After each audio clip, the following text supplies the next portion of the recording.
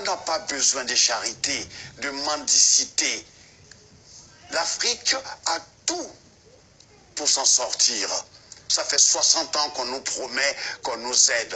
On ne veut pas de cette sorte d'aide. On n'est pas des mendiants. Oui. On a le pouvoir humain, on a l'énergie des matières premières. On peut s'en sortir. Qu'est-ce que vous pensez, Alpha, du discours du président français Emmanuel Macron à Ouagadougou qui a reconnu d'abord les crimes de la colonisation et qui a appelé finalement à sortir de cette relation-là? Mais écoutez, d'abord je vais dire à M. Macron qu'on n'a pas attendu lui pour qu'il nous dire ça. On en est conscient. Cette leçon, il la garde pour lui.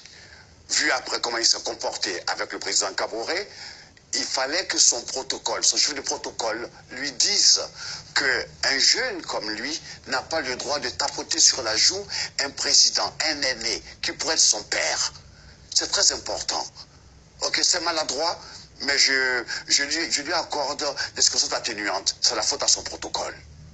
Mais lui qui parle qu'il faut qu'on change, c'est une nouvelle façon de voir. C'est pas la France-Afrique. Il veut rompre finalement avec la France-Afrique. Mais c'est pas en tapotant l'autre sur la joue qu'on rompt.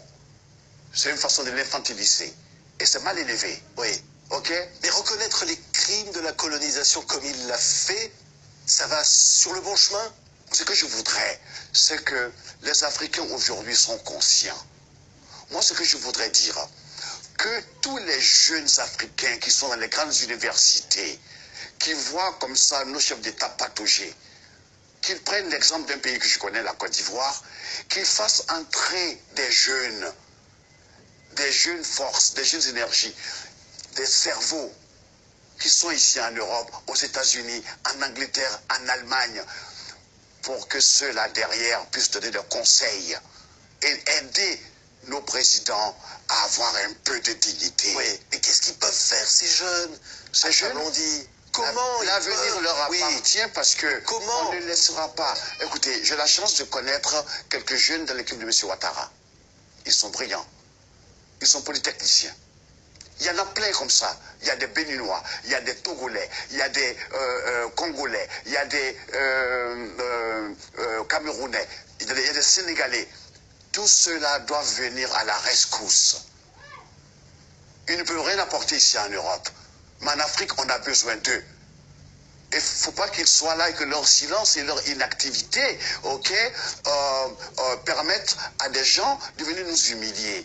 Les énarques comme M. Macron, il y en a aussi en Afrique.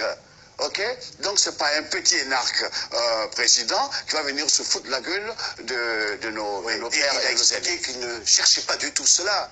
Il a expliqué qu'il ne cherchait pas d'ailleurs à humilier, que c'était voilà, autre chose.